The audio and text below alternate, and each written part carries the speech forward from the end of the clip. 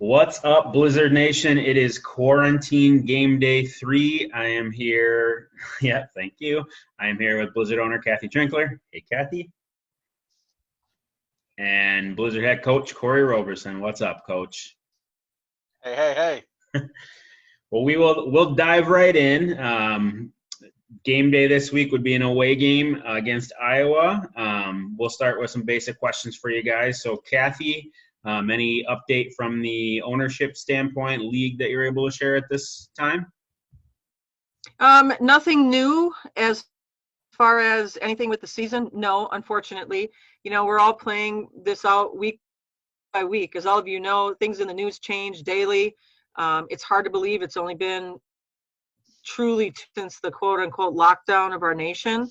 But we're just hanging tight, and we, like I said last time, we talk every week, so we are still having conversations, making sure everybody's okay, and making sure our focus right now is we're all independent business owners. Each team has its own ownership, and so we're just making sure that all those owners are taking care of themselves with the different funding that's out there so that they have a team when this is over.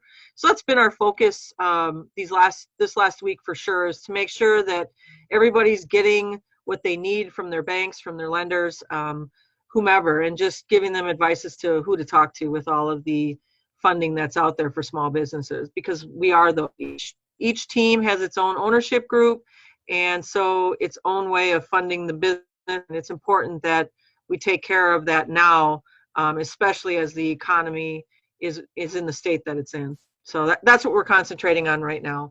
I'm not saying the season isn't, because it is, but until we start seeing dates where we can actually play, it doesn't make sense for us to come up with a schedule, because it might change the next week. So we're just kind of playing it out by ear. Our commissioner, Todd, doing a great job keeping everybody communicating with one another, keeping people calm. He's been a great voice through this, and doing a great job in making sure everybody is staying up to date. Perfect.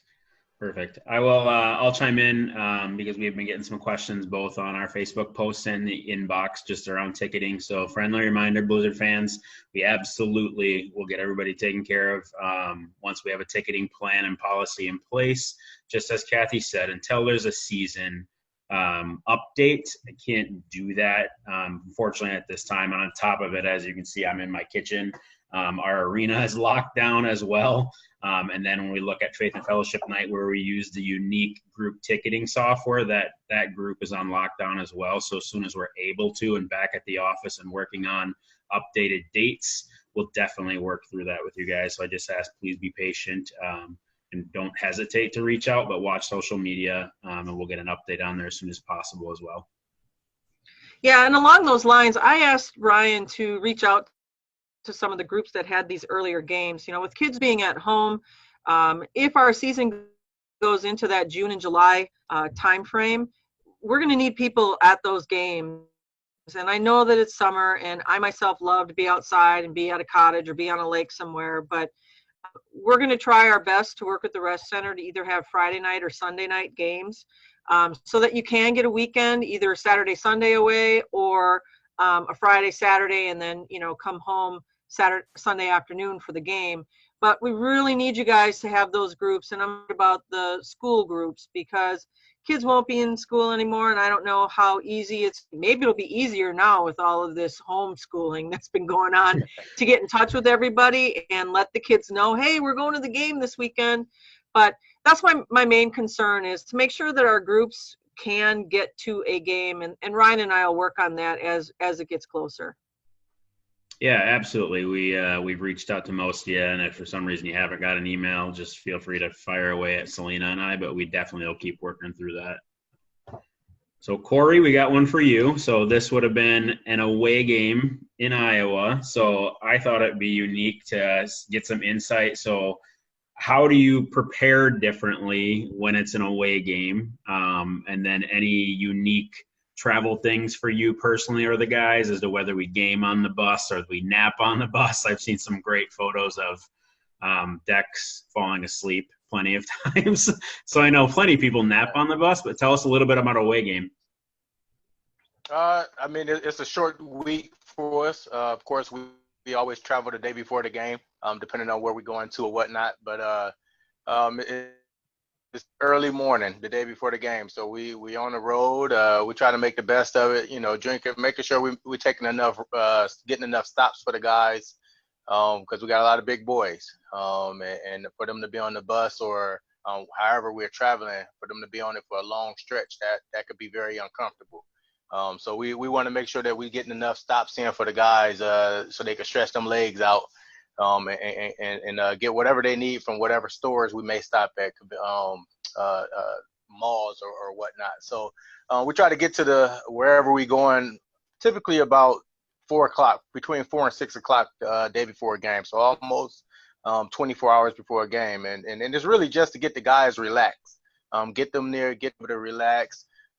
Get them a meal, a nice meal, out at maybe Texas Roadhouse or somewhere, or go to Corral or something like that, to get them a nice meal right away. And then they got the rest of the evening to relax, not to be out, trying to get a night in, but just to get off their legs and prepare, as a professional, because we do have curfew. As far as me, I just like to, go over some notes. I mean, the work is already in, so it's not a lot of things that I'm doing the day before the game. Is trying to, make some adjustments. Those things happen during the weekend in the game, halftime, end of the quarters or whatnot. But it's just me getting my mind right, making sure that I'm the best version of me for the team. And that's really what my focus is when we're on the road or at home. It's probably more distractions at home because I'm with the kids and with the family, than it is with, when I'm on the road or whatnot. But I'm taking it all in while we got this quarantine. So maybe they're gonna get enough of me. So when we start back playing, they won't bite me off. They're not going to want to see you. But Corey, I think when you're preparing for the road, you do special things, and I'm in particularly interested in the throne that you're sitting on, because I'm thinking that's your away game throne. Could you show that to everybody, just so that we all see what you're sitting on right now? So everyone talk about being a teacher. He's not in the bathroom. No, no. No, everyone talks about being a teacher at this moment. Everyone is homeschooling their kids, and I just want to bring in a couple of my boards, things that we're writing on right now. I mean, this is not a game. I take this very seriously. This is the teacher's chair. I get to sit in this, all right, while I'm teaching the kids. They got the better comfortable seats, and I'm yeah. So this is I'm in a classroom right now. And so this gonna stay right here next to me while we Are we gonna do? Just so everyone knows. Are we gonna do some X's and O's with you today? Yeah, I got a green chalk for Green Bay Blizzard. Does it show up on a green chalkboard though? Yeah, but I used to. Okay. We use that instead. So. So we make it fun. We make it real good for the kids. But yeah, so we getting they probably telling me I need to go back to coaching. But I am a teacher. So yeah, that's true. So here's a fun fact for you, which I found out on the Blizzard Cold Front page. Well, it's not that I found it out there, but they put it out there. 3 last year was an away game. Oh yeah. And it was against Iowa. Oh no. How did we do that game, Coach? We played a solid 3 quarters. and then everybody can read into what the outcome was. Yeah, it wasn't in our favor. That I take that game. Every game is a learning experience, whether you win or lose. I took that game as an opportunity for us to learn as an organization, as a team, and get better. And that kind of woke us up. I know we have another coach come. We got another guest today, but you let it slip. You did? Yeah. I know we got another guest today, but one of I talked to other coaches or whatnot, and at that moment last year, one of my good friends, another coach in the league, he kind of gave me some insight on some things, and it so happened to be the coach from Iowa, and he gave me some things that kind of helped me as a coach. and help the rest of the coaching staff or whatnot, and it was able to reflect with the players. So, that game, I learned a lot from that. So that's game. an interesting thought, because so many people think, and the IFL isn't that big, and you've played in the IFL, or was it the IFL then, or was it? I played one season in the IFL. Okay. It was the NIFL back then. Okay, so people don't realize that we are, although we're competitive with one another, we are still a family of businesses that all work together, really. And I get that there's cuttery with some coaches, and some coaches there's not. But you talking about that coach, and you can mention his name. I'm sure he'd like to shout out. Yeah. Where is he now? He's in Tucson. He's in Tucson. Yeah, and that's Dixie. And Dixie's been a great coach in our league for years. He's been, I'd say someone to really emulate, and he's a good coach. He's just a good coach. But that just brings up my point that he gave you pointers. Yeah, he won the game, but you took what he had to say, took it to heart. Maybe didn't want to hear some of it, but you still listened to what he had to say. And I think that's great for people to understand that you guys are human beings. You all could learn something, and you can learn from one another. And I think that's a great way to look at it, that our coaches do talk to one another. You guys are, you're own, really. Absolutely. Yeah, it's a brotherhood, that's for sure. It's one of the largest fraternities in the world. Mm-hmm. That network. Yeah. Well, why don't you go ahead and ask our coach to chime in? We won't say who it is till he's actually on. This should be interesting. Yeah. If he's as good at this as Corey is, it might take a while, because Corey's got to brush his hair. Yeah, I didn't do much today, as you can see. The quarantine is starting to catch up. My son might have to cut me up again. He did a good job last time. I don't know. After we've been on this chalkboard, he may not do a great job. He might try to get some get back at me. He might. Yeah. You better be careful. I don't know that I would put my hair. I mean, my hair needs to be cut, but I don't know that I'd put my hair in the care of my children right now. They're a little too stressed out with the homeschool thing. Yeah. No, it's a perfect opportunity for him to get the experience and practice, and maybe he might use it as a tool when he go off to college one day and be able to make some money while he's in school. You never know. All right, so are you going to tell us who it is, or are we going to wait till he shows up on the screen? We could wait till he show up on the screen. I just messaged him now to let him know he's ready now. We're ready for him. I don't have the luxury of someone that can cut my hair here, so I'm going to pull off a castaway by the time we're ready to play football again. So I will have a beard and Jesus hair. So. Well, it's interesting because Larry has decided that he is not shaving during this whole COVID thing. So he's looking a little like Santa right now. I'm not sure what he's going to look like when he's done. Don't get me wrong, he's still a handsome man. It's just weird seeing facial hair. When I met him, he had facial hair. It was a lot darker than it is now, though, I have to say. But yeah. So hey, while we're waiting for our guests to chime in, I just wanted to let you guys know I was at the Blizzard office this week working, and shout out to D2 for their food. I have not had chicken wings there before, and they were fab. They were fabulous. They had this new Memphis rub that was really, really good. And then I had my good old standby. Oh, look at who it is. It's Amir. Is he going to show us his face, or is he just going to be on sound? No, he's coming in. He gonna show us. He gonna show us that face of his. Yeah, there it is. All right, so you want to give a formal introduction to for everybody that doesn't know who Amir is? Yeah, Amir, good buddy of mine. He is the head coach for the Iowa Barnstormers. Welcome aboard, baby. Hey, thanks for having me. Sorry, I had to turn the mute off. I got muted already, like I was in around the horn. I didn't even say anything yet. Well, we're glad to have you on with us today.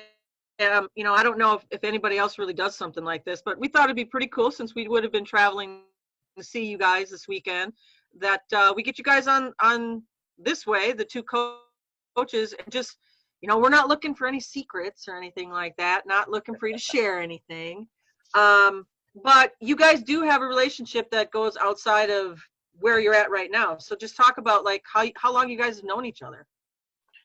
Yeah, we've known each other since, you know, my playing days when I was playing in Bloomington and then Chicago.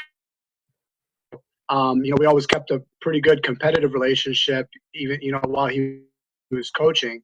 And then there was a time that actually Coach recruited me to come there that I almost went to Green Bay to play there. And end of the year, actually, Chicago, it's a really, I mean, this is like a book type, you know, story that I'm not going to get into detail about, but we had a crazy situation for us in Chicago, and we didn't have enough players. And so we ended up driving up like real late up to Green Bay, last game of the season. And I think the game was delayed a little bit. Coach Roberson actually came from the Green Bay staff and helped coach us, Chicago against Green Bay. But tell me if Green Bay won. Did Green Bay win at least? No. So we had 14 of our guys. That was really funny. Yeah. So we had 14 of our guys from Chicago that ended up making the trip.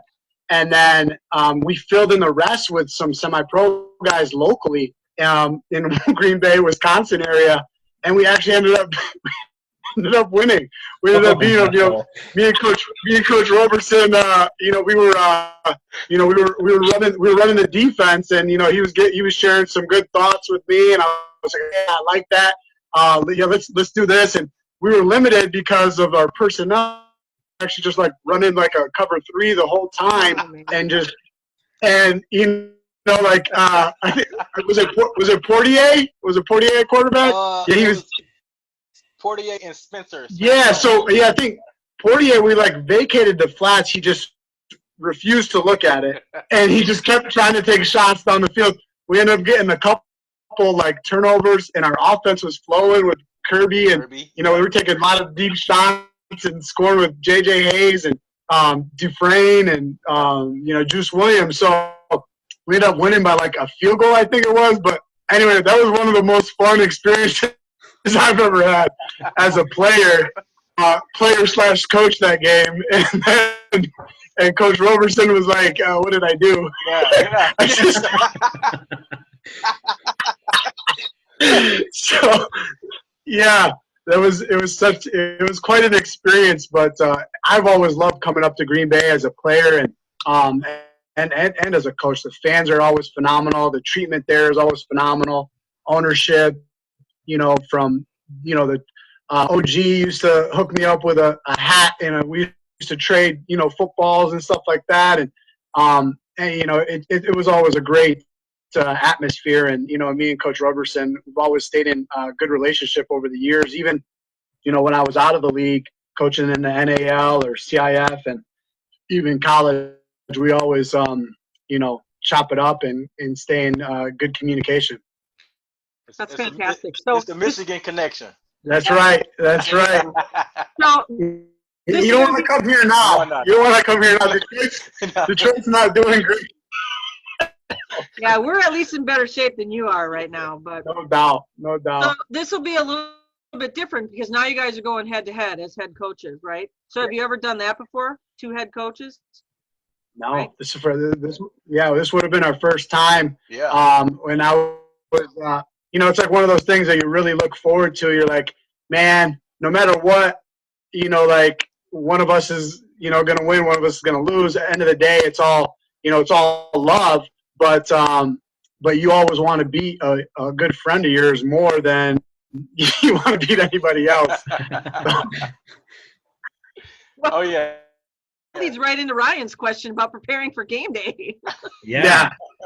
So we'll go Amir first. So tell us a little bit about your approach on game day. Anything from the football side and anything to the weird superstitions that we always hear about guys who wear the wrong Yeah, sock? I think. Yeah, no, you know, as much as I'd like to say, you know, I'm not superstitious, but once something works, you try to repeat that. You know, like you're like, oh well, you know, we went on a 5-game win streak or whatever, and we did it this, and this way. So then you're always like, once you lose, or if you lose, you're always like, whoa, we forgot to do this, and that's why we lost. You know, so as much as I like to say I'm really not superstitious, I don't really blame it on that, but it is kind of fun to poke fun of it, and we all do have a little bit of things that we do. For me personally, game day, I try to keep it as relaxing as possible for my guys, for my staff. You know, most of the work is already put in. You know, any like last minute changes are really going to show a lack of faith in your game plan. Number one, as coaches, and then it's gonna be portrayed towards your players. So they're going to be like, oh well, we're not good enough for the normal game plan. We got to do some last second changes, and so we kind of try to keep it like very relaxed, very flowy. For myself personally, as a coach, I will get there early. Away games, I always do a little workout and jog around the arena, get the lay of the land outside, get a little sweat going, get the bands, do a little push-ups, and just get some of the juice out. People who have seen me play and seen me coach knows I got a lot of energy and very intense. So I try to get some of it out so that I don't either go too crazy on one of my assistants, one of my players, or a referee. And I've been getting better. I've been getting better relationships and friendships with referees. So I guess that's what I do, just to get a little sweat going. I don't eat too much, and then that way I'm kind of cool, calm, collected, and more even keel for the game. Sounds good. Corey, same question. I don't see you much on game day unless you have a ticketing need. I tend to stay clear of you. So. Yeah, no, I similar to him. We kind of talked a little bit about it, but as far as me, I try to do some of the same stuff. I'm very superstitious at times. I have my moments, but I'm very superstitious. Very so superstitious.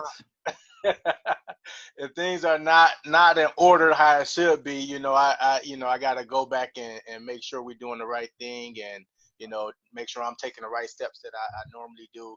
I not a little bit OCD sometimes. Things got to be on point, and if it's off, it's off, and I feel it sometimes, and sometimes it's not. But no, I like he said, man, we want to make sure the players, at the end of the day, it's all about the players, on that day, and make it as relaxed as possible. And sometimes, things are not going to go as planned, and you just have to roll with. You got to adjust, and I mean that's life in general. You got to adjust in every situation and make the best of it for what it is worth. So let's ask this. So obviously, if I ask who's going to win, one's going to tell me their team and the other's going to tell me their team. We didn't have a long camp in Green Bay. I'm not sure where Iowa was at in that process either. You think with the number of vets we had coming back and the number of vets you had coming back, and maybe not even vets, just players from last season, you thinking this is a big spread of a game, or it's going to be a tight game when we actually do match up? Yeah, you can go ahead. You can go first. Yeah. No.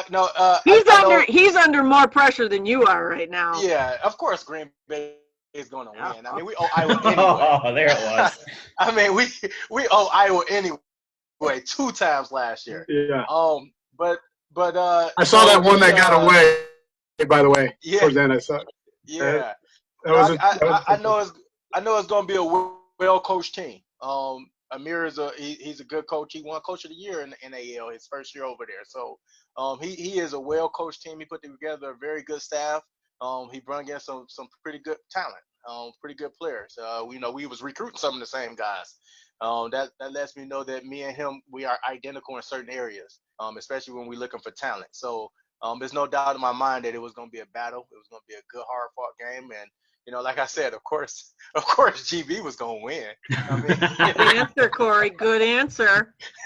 Yeah, no doubt.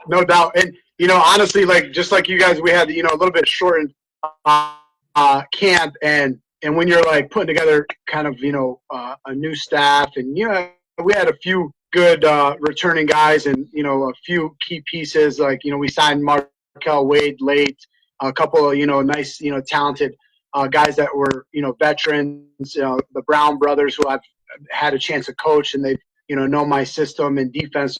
But it was nice to get some guys that had that familiarity, but for the most part, I think we had I think as part of our 21 or total 25 guys, 15 are like straight rookies, and so there is a little bit of a learning curve. And I'd be lying to say that, like, hey, we're just going to come in right away.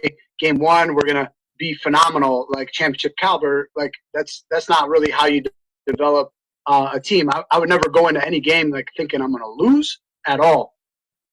And I plan on winning, every single game that I coach. However, there is a certain level of development that needs to happen just to learn the game and get comfortable with the walls, because like sometimes you're not able to practice with the walls and the ceilings and the lights. You're not able to replicate that throughout the week. But all in all, I love my guys. They're really hungry, really thirsty for opportunities. Some guys were gonna really shock the IFL and make a name for themselves, and those are the kind of guys that I wanted, just to kind of develop a new culture, my own culture, and with a lot of hard play, smart play, and make mistakes. We got to move on. It's a long game. This is one game that's like everyone's going to get beat at some point in time. Mm-hmm. As a player, you got to be able to come back from that, react from that, and not get too down, not get too high. And I think all in all, like Coach Roberson knows, our philosophies are very similar. When it comes to especially like defensively. So if anything else, it would have been a tough defensive battle. And I would like to think we would come out on top, but the ball is not round, so you never know. It would have been a great fight either way, and it would have been a lot of fun for sure. So we're getting pressed with time here, but I do have one quick question, because you said a great word, which is culture, and you're coming in creating a new culture from a good coach who made his mark in Iowa. I mean, left behind a legacy. Yeah. So you're stepping into some big shoes coming in there. And I like Dixie. I think Dixie's a great coach, and I'm sure you respect him as well. But that culture, how much of a culture shift do you think that's going to be? For me, so for me, like, I don't really like look at whatever was done behind, because I know I've been around good coaches to know what good culture and the way I want to do it. That doesn't necessarily mean my way is the right way or someone else's is right or wrong. There's different ways of building a program and having a certain set culture. For me, it's done with a lot of love. I lead with love. I'm big on like getting out in the community with the guys, servant leadership, giving and serving, just general, like in life, just to be a better human, a better character being for my guys. And I hope that resonates for my guys. So I'm willing to take a little bit less talent if I get somebody that's willing to work harder and do all the right things when they're supposed to be done. I've found more success that way. And it's not necessarily about all the best players on the team. It's all about the right players for me. And that's one thing that we pride ourselves and kind of preach is that, like, we're happy for everyone's success, no jealousy. We're trying to create less of a tension and jealousy in terms of culture. And if someone walks into the building an arena and we score a touchdown, I want the fans to not know who scored the touchdown. I want everyone to be just as excited as if they scored that touchdown. And same thing, no one cares about what the credit is. Culturally, coaches, from the players, and just like an overall family and togetherness type culture, and we're all in it together, and we're all want to help each other, and just done with a lot of love and that's and a lot of energy and attitude and all positive vibes. Excellent. Well, hey, thanks for taking the time to chat with us for a little bit. We look forward to the matchup. I hope there is one. I hope so too. Fingers crossed, prayers. I mean, All right. Thanks, Samir, for Thanks, joining Amir. us. Appreciate it. thanks for having me. I appreciate it. All right, baby, Thanks, thank you. guys. Thanks, Kathy. See you, Chris. Bye.